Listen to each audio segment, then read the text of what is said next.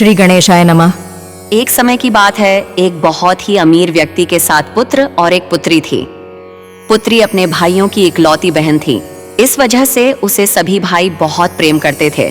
एक बार कार्तिक मास के कृष्ण पक्ष की चतुर्थी तिथि को अमीर व्यक्ति की पत्नी समेत उसकी 7 बहुओं और पुत्री ने भी करवा चौथ का व्रत रखा।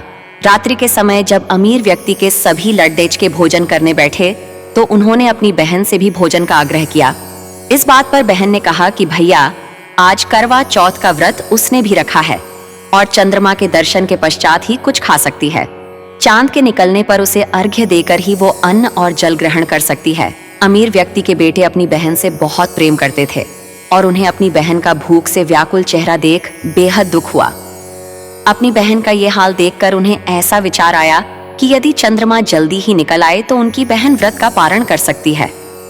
इस वजह से अमीर व्यक्ति के बेटे नगर के बाहर गए और वहां एक पेड़ पर चारज कर अग्नि जला दी।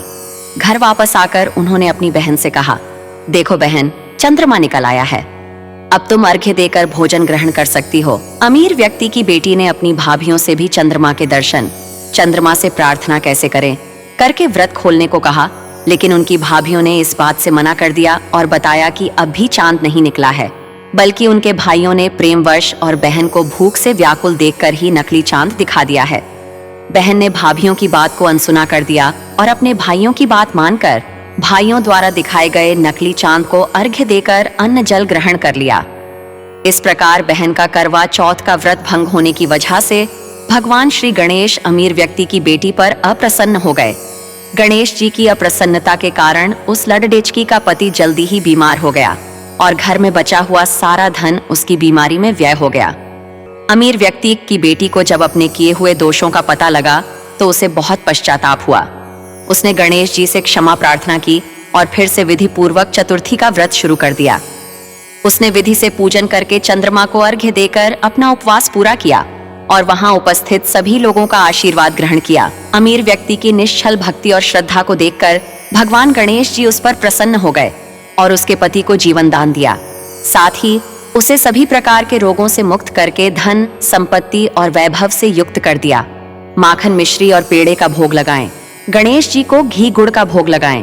पूजा के बाद घी और गुड़ किसी गाय को खिला दें। पौराणिक कथाओं के मुताबिक एक करवा नाम की स्त्री थी जो अपने पति के साथ रहती थी। एक दिन करवा का पति नदी में स्नान कर रहा था, तभी वहां मगरमच्छ आ गया और उसका पैर पकड़ लिया। करवा ने धागे से मगरमच्छ को बांधा और यमराज से अपने पति की रक्षा के लिए गुजारिश की। यमराज ने कहा कि मगर की आयु शेष है, इसलिए वह उसे यमलोक नहीं भेज सकता। करवा ने कहा कि अगर आपने मेरे पति की जान नहीं बचाई तो मैं आपको श्राप दे दूंगी। यमराज डर गए और करवा के पति को दीर्घायु का वरदान दिया।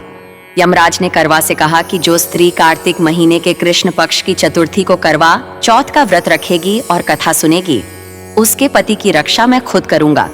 करवा चौथ की थाली में क्या क्या होना चाहिए?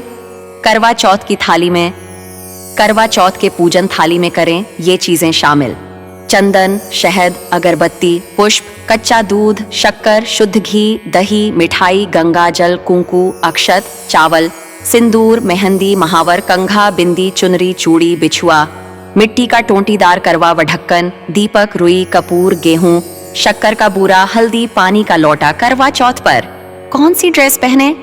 करवा चौथ के दिन आप लाल ही नहीं, हरे, पीले, गुलाबी और मैरून रंग की साड़ी, महिलाएं चाहें तो इस दिन नारंगी रंग की साड़ी भी पहन सकती हैं। करवा चौथ की पूजा विधि कथा सुनते वक्त थाली में जल से भरा लोटा और मिट्टी के करवे में जल भरकर उसे ढक्कन सहित रख लें। इसके अलावा थाली में रोली, गेहूं, धूप, दीपक, सींक आदि सब रख लें। कथा सुनने के बाद 7 बार करवे की अदला बदली करें। उसके बाद इस जल से भरे करवे को रात में चंद्रमा को अर्घ्य देने के लिए रख लें। करवा चौथ माता को वंदन हमारा बारंबार कोटि कोटि नमन है। माँ हमारे ऊपर भी अपनी कृपा बनाए रखे ताकि हमारा भी जीवन सार्थक हो। बोलिए करवा चौथ माता की जय। अपने अपने गुरुदेव की जय। ब्रह्मा विष्णु महेश की जय। जगत जननी जगदम्बा की जय। इस कथा को कहने में कोई भूल हुई हो, त्रुटि हुई हो, क्षमा करे।